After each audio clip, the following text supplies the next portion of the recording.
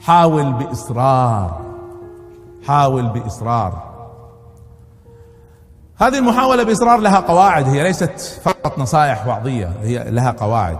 هذا مرة في واحد أمريكي زنجي صار مليونير، فعملوا له مقابلة في التلفزيون، كان من الجيتوز. الجيتوز هي المناطق اللي كلها جرائم ومتخلفة وفقيرة جدا وقذرة جدا في الأحياء في المدن الكبيرة في أمريكا، وهي موجودة في كل مكان. يعني اللي يروح واشنطن، أنا عشت في واشنطن سنتين، اللي يروح واشنطن على بعد فقط شارعين من البيت الأبيض في جيتوز.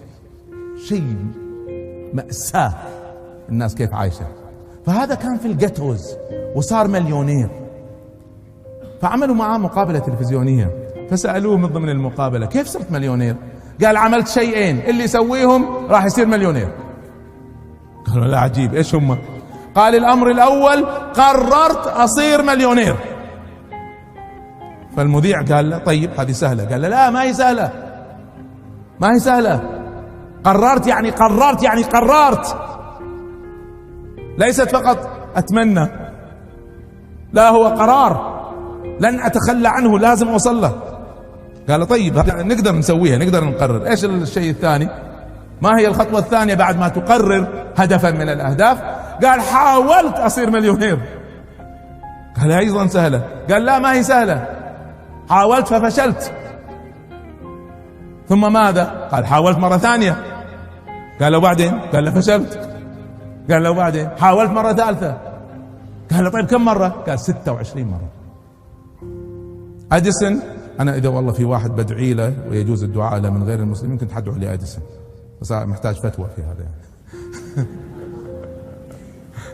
لأنه هو اللي صنع لنا اللمبة، ودونها ما كنا موجودين هنا ولا عندنا الشاشات طبعا، غير اخترع 1093 اختراع، براءة اختراع، 1093 براءة اختراع.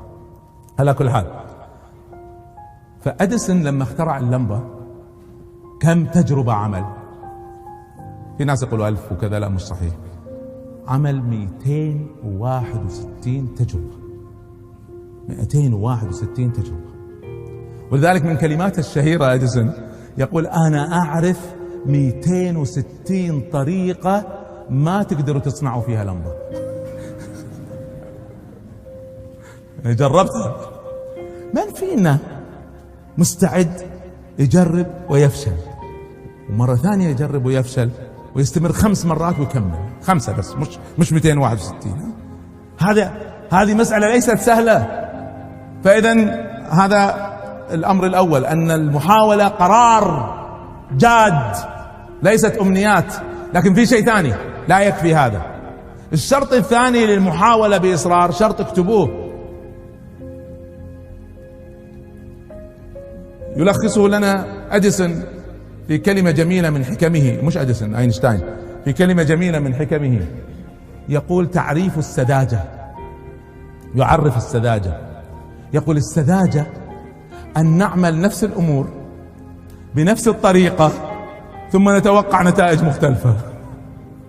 هذه السذاجة. فلما نقول حاول بإصرار عندنا شرط تضيفوه إلى الرغبة في هذا الأمر والهدف والإصرار عليه، ما يكفي. الشرط الثاني أن لما تحاولوا المرة الأولى وتفشلوا مقبول، لما تحاولوا المرة الثانية لازم المحاولة الثانية تختلف عن المحاولة الأولى، ولازم المحاولة الثالثة تختلف عن الأولى والثانية. أما هذا تعمل نفس المحاولة لا تتوقع أن تتغير النتائج، هذه سذاجة. فأديسون لما سوى 261 تجربة كل واحدة منها تختلف عن الأخرى. فالمحاولة بإصرار هذا جزء رئيسي منها، أن كل محاولة تختلف عن المحاولة الأخرى. هذا مبدأ أساسي. إذا عملتم هذه الأربع تكونوا نجحتم في العطاء.